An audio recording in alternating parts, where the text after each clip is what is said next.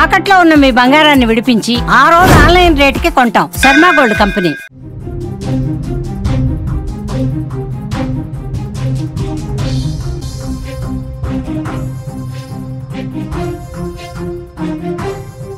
దేశవ్యాప్తంగా సంచలనం సృష్టించిన ధర్మస్థల కేసుకు సంబంధించి గంటకో ట్విస్ట్ బయటకు వస్తోంది. ధర్మస్థల కేసు ఫిర్యాదుదారుడికి బెదిరింపులు వస్తున్నాయి. కేసును ఉపసంహరించుకోవాలంటూ తీవ్రమైన ఒత్తిడి వస్తున్నట్టుగా తెలుస్తోంది. పోలీసులే బెదిరిస్తున్నారనే ఆరోపణలు వస్తున్నాయి. సిట్ ఇన్స్పెక్టర్గా ఉన్నటువంటి మంజునాథ్ గౌడ్పై సిట్ చీఫ్కు న్యాయవాదులు ఆల్రెడీ ఫిర్యాదు చేసినట్టుగా తెలుస్తోంది. ఫిర్యాదుదారుడికి దగ్గరగా ఉంటున్నాడు మంజునాథ్ గౌడ్. తవ్వకాలకు తీసుకెళ్లి మళ్ళీ పిఎస్కు తీసుకురావటం అనుక్షణం మంజునాథ్ గౌడ్ అనే సబ్ ఇన్స్పెక్టర్ అతను ఆ ఫిర్యాదుదారుడికి ఎప్పుడు వెంటే ఉంటున్నాడు. బెల్తగుడి అక్కడ పోలీస్ స్టేషన్లో ఈ ఫిర్యాదుదారుణ్ణి బెదిరించినట్టుగా ఆరోపణలు వస్తున్నాయి. ధర్మస్థల కేసులో మరొక హైడ్రామాగా దీన్ని చెప్పాల్సినటువంటి అవసరం ఉంది. ఫిర్యాదుదారుణ్ణి పోలీసులు బెదిరిస్తున్నట్టుగా సమాచారం వస్తోంది. సిట్ టీంలో ఉన్న పోలీస్ ఇన్స్పెక్టర్ మంజునాథ్ గౌడ్ సాక్షిని ఆగస్టు 1వ తారీఖు నుంచి బెదిరిస్తూనే ఉన్నాడని ఆరోపణలు వస్తున్నాయి.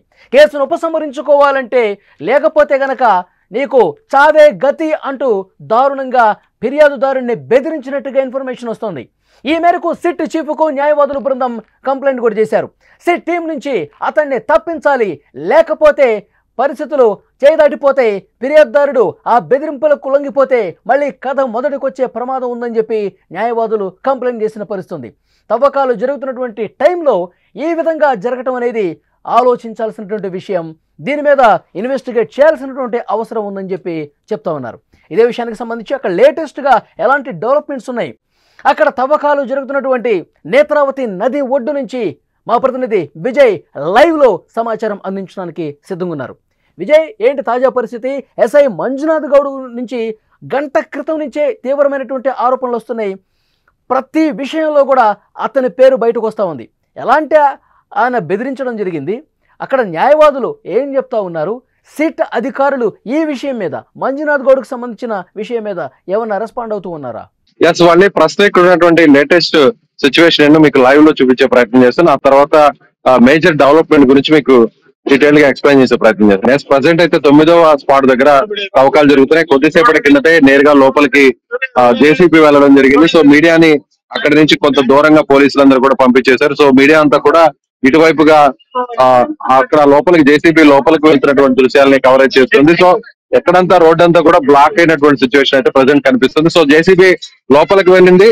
ఇప్పటి వరకు 1 గంట పాటు తవ్వకాలు జరిగాయి. 1 గంట పాటు తవ్వకాల్లో కేవలం మనుషులు మాత్రమే తవ్వకాలను పూర్తి చేశారు. ఇక జేసీబీని లోపలికి తీసుకెళ్లారు. అంటే ఏదైనా కీలకమైనటువంటి ఆధారాలు దొరికాయా, సో కీలకమైనటువంటి ఎవిడెన్సెస్ ఏమైనా కలెక్ట్ చేశారా, ఆ తర్వాత మరింత డెప్త్ గా తవ్వకాలు జరపాలి కాబట్టి అందుకోసం జేసీబీని లోపలికి తీసుకువెళ్లారు అనేది కూడా ఇప్పుడు ప్రస్తుతం ఒక డిస్కషన్ అయితే ఇక్కడ నడుస్తుంది. సో ఇప్పుడు ఉన్నటువంటి మనం మాట్లాడుకుంటే ముఖ్యంగా ఇప్పుడు ఉన్నటువంటి సిచ్యువేషన్ లో చూస్తే మేజర్ డెవలప్మెంట్ ఇది. ఇప్పటి వరకు ఏదైతే ధర్మస్థల ఇష్యూ మీద నడుస్తున్నటువంటి వ్యవహారంలో ఇది కీలకమైనటువంటి డెవలప్మెంట్. ఎందుకంటే ఇప్పటి వరకు ఒక వ్యక్తి మాత్రమే ప్రత్యక్ష సాక్షిగా ఏదైతే ఈ క్రైమ్ లో కీలకంగా వ్యవహరించినటువంటి వ్యక్తిగా అప్రూవర్గా మారిపోయి తానే 100 మందికి పైగా శవాలను పాతి పెట్టాను, తన చేత ఇలాంటి దారుణాలు చేయించారు, పశ్చాత్తాపడి ఇప్పుడు నేను తిరిగి ఈ విషయాన్ని మీకు చెప్పదలుచుకున్నాను అంటూ కూడా అతను నేరుగా వచ్చి కంప్లైంట్ చేసిన విషయం తెలుస్తుంది. ఆ వ్యక్తే ఇప్పటి వరకు కూడా కీలకంగా మారారు. కానీ ఆ వ్యక్తిని నిన్న సాయంత్రం ఏదైతే బెల్తాన్గూడకి సంబంధించినటువంటి పోలీస్ స్టేషన్ లో, అంటే ఇక్కడ నుంచి తీసుకెళ్లి నేరుగా సిట్ క్యాంప్ అక్కడ ఉంటుంది. ఇక్కడ నుంచి దాదాపుగా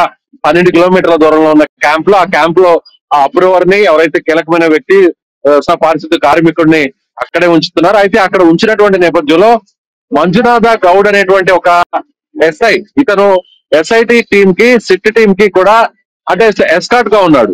ఎవరైతే ఈ వ్యక్తి ఉన్నాడో, ఎవరైతే కంప్లైంట్ చేసినటువంటి వ్యక్తి ఉన్నారో అతనికి ఎస్కార్ట్ గా ఉన్న వ్యక్తి, ఆ ఎస్కార్ట్ లో ఉన్నటువంటి ఎస్ఐ మంజునాథ గౌడ్. మంజునాథ గౌడ్ నిన్న ఎస్ఐటి క్యాంప్ లో అతన్ని బ్లాక్ మెయిల్ చేశాడు. ఇప్పటి వరకు నువ్వు చేసినటువంటి ఆరోపణలు ఉన్నాయి, ఎక్కడ కూడా ప్రూవ్ కాలేదు. సో ఇక్కడ నుంచి కూడా 9వ స్పాట్ నుంచి కూడా తవ్వకాలు జరుగుతున్నారు. ఇప్పటికైనా కూడా నువ్వు ఇచ్చినటువంటి కేసుని, కంప్లైంట్ ని వెనక్కి తీసుకో, లేదంటే నువ్వు జీవితాంతం అంతా కూడా జైల్లోనే ఉంటావు.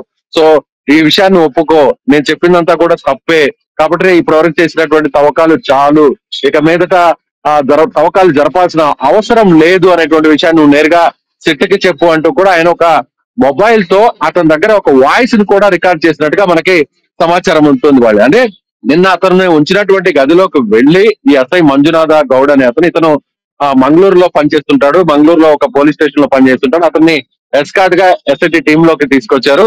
సో అతను లేదంటే జనం నిన్ను చంపేస్తారు, నువ్వు అప్రూవర్ గా మారి నువ్వు మొత్తం వ్యవహారం అంతా కూడా తేనెతును కలిపావు, సో ఇప్పటికైనా వెనక్కి తగ్గు, లేదంటే ఆధారాలు ఏది కూడా లభించకపోతే జనం చేతిలోనే నువ్వు సరిపోతావు, అదే విధంగా లేదంటే జీవితాంతం అంతా కూడా నువ్వు జైల్లోనే మగ్గాల్సినటువంటి పరిస్థితి ఉంటుంది, కాబట్టి కేసుని విత్డ్రా చేసుకో, కేసుని కంప్లైంట్ వెనక్కి తీసుకో అంటూ కూడా అతను బెదిరించినట్టుగా కొద్దిసేపటి నుంచి కూడా ఒక సమాచారం ఉంటుంది. అయితే ఎవరైతే ఆ అప్రూవర్ ఉన్నారో, ఎవరైతే ప్రత్యక్ష సాక్షి అని చెప్తున్నారో అతను ఈ విషయాన్ని నేరుగా వాళ్ళకి సంబంధించినటువంటి అడ్వకేట్ కి చెప్పారు. అడ్వకేట్ కి ఇవాళ ఉదయం నేరుగా వచ్చేటువంటి క్రమంలో ఈ విషయాన్ని చెప్పారు. నిన్న సాయంత్రం కూడా అడ్వకేట్ ని సమాచారం అందిన వెంటనే ఎస్ఐటి టీమ్ మెయిన్ టీమ్ కి ఒక మెయిల్ కూడా చేశాడు అడ్వకేట్.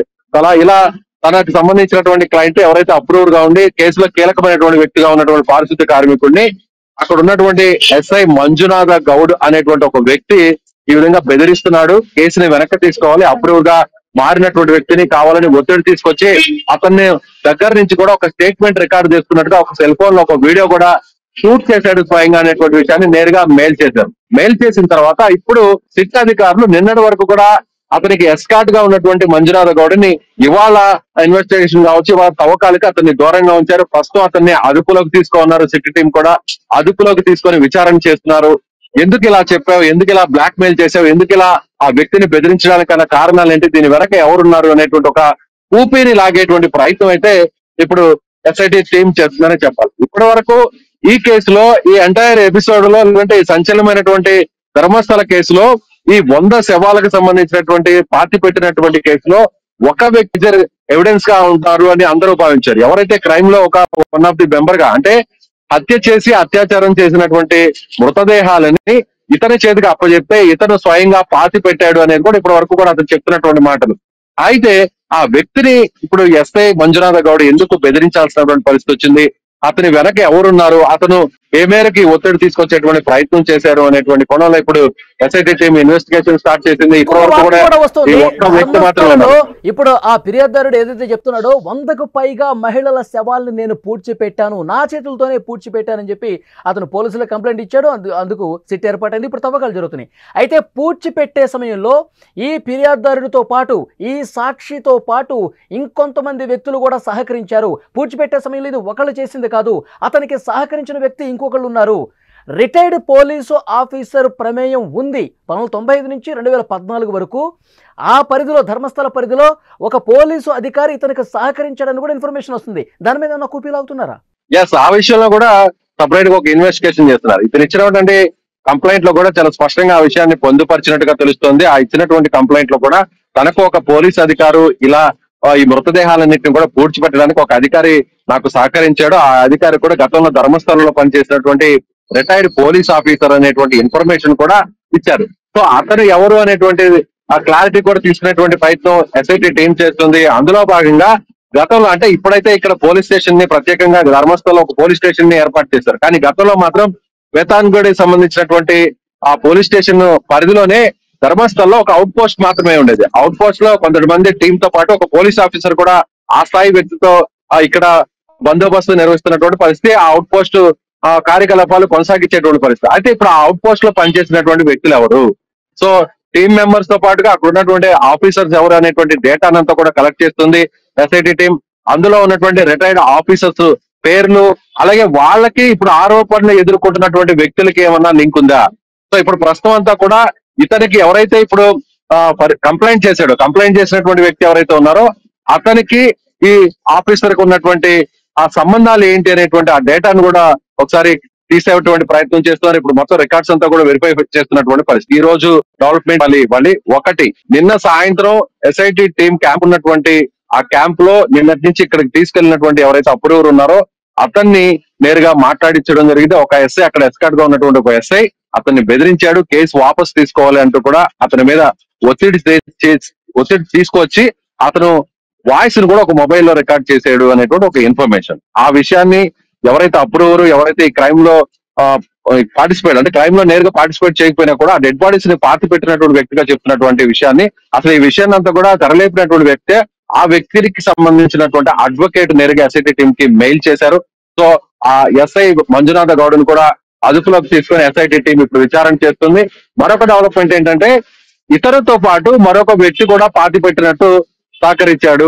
మరొక వ్యక్తి నాకు సహకరించాడు. ఆ వ్యక్తి ఎవరో కాదు, గతంలో ఉన్నటువంటి రిటైర్డ్ పోలీస్ ఆఫీసర్సే. అందులో రిటైర్డ్ పోలీస్ ఆఫీసరే. ఆ పోలీసులు నిలిచినటువంటి ప్రాంతం వెనక జేసీబీ ఉంది. ఆ జేసీబీ ప్రస్తుతం తవ్వకాలు జరుగుతుంది.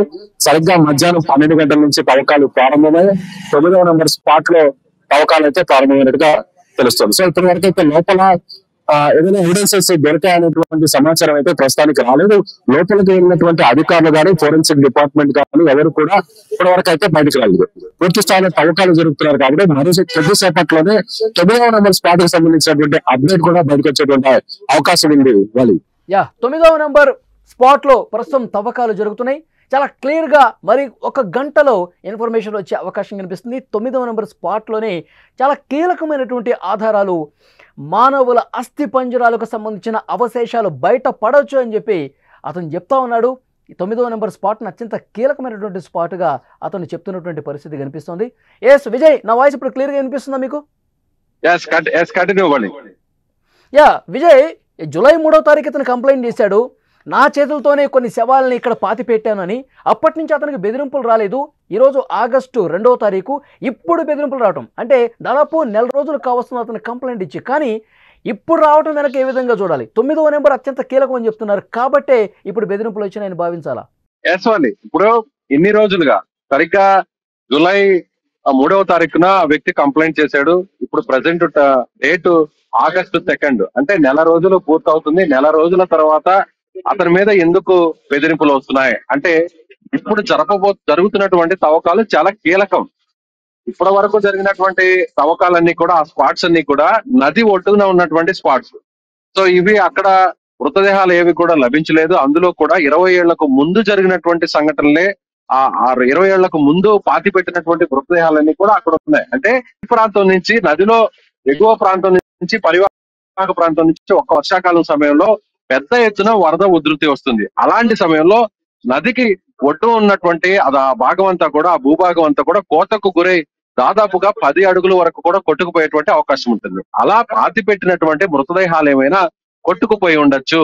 కానీ ఒక స్పాట్ లో మాత్రం నదికి కొంత దూరంలో ఒడ్డున కూడా కొంత దూరంలో ఉన్నటువంటి 6వ నెంబర్ స్పాట్ లో మాత్రం కొన్ని ఎవిడెన్సెస్ ని కలెక్ట్ చేశారు. అందులో కొన్ని అస్థిపంజరాలు దొరికాయి. కాబట్టి ఇవన్నీ కూడా నదీ పరివాహక ప్రాంతంలో ఉండడం వల్ల, నది ఒడ్డున ఉండడం వల్ల ఆ వరద వల్ల కొట్టుకుపోయి ఉండొచ్చు.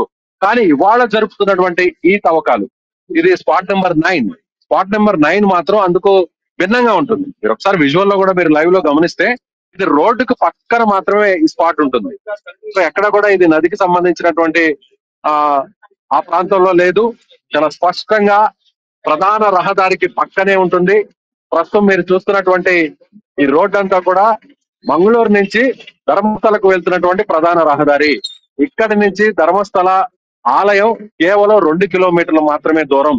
కాబట్టి ఇక్కడ ఎక్కడా కూడా ఎలాంటి ఏదైనా ప్రకృతి వైపరీత్యాలు వచ్చినా కూడా, లేదంటే భారీ వర్షాలు కురిసినా, వరదలు వచ్చినా కూడా ఇక్కడ ఉన్నటువంటి భూభాగానికి ఎలాంటి ఇబ్బంది లేదు.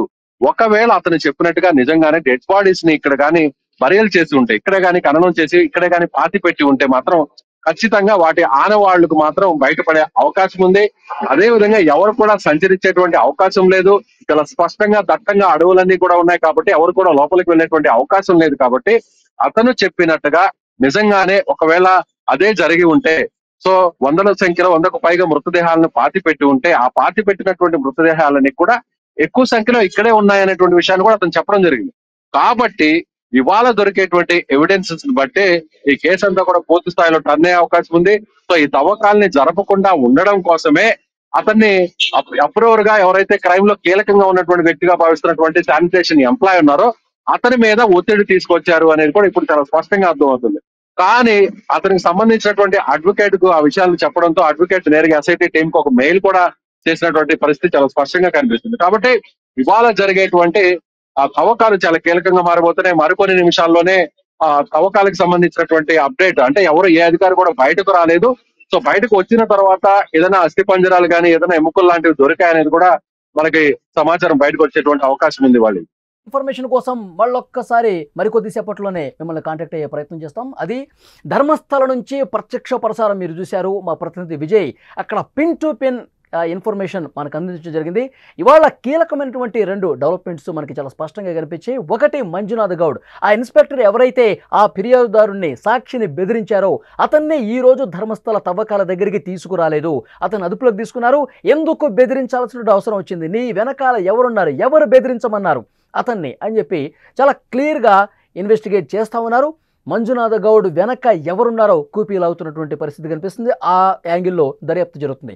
ఇంకొక కీలకమైన ఇన్ఫర్మేషన్, పూడ్చిపెట్టే సమయంలో గతంలో 1995 నుంచి 2014 వరకు పూడ్చిపెట్టే సమయంలో ఎవరు సహకరించారు, అప్పుడు పోలీసు అధికారిగా ధర్మస్థలలో ఎవరు ఇతనికి సహకరించారు ఈ విషయంలో కూడా, ఎందుకంటే ఒకళ్ళు కాదు 2 ఉన్నారు పూడ్చిపెట్టే సమయంలో అని చెప్పి సమాచారం వస్తుంది. కాబట్టి ఆ సమయంలో ఎవరైతే పోలీసు అధికారులు ఉన్నారో అతన్ని కూడా ఆరా తీస్తా ఉన్నారు. అతన్ని కూడా అదుపులోకి తీసుకునే అవకాశం కనిపిస్తుంది.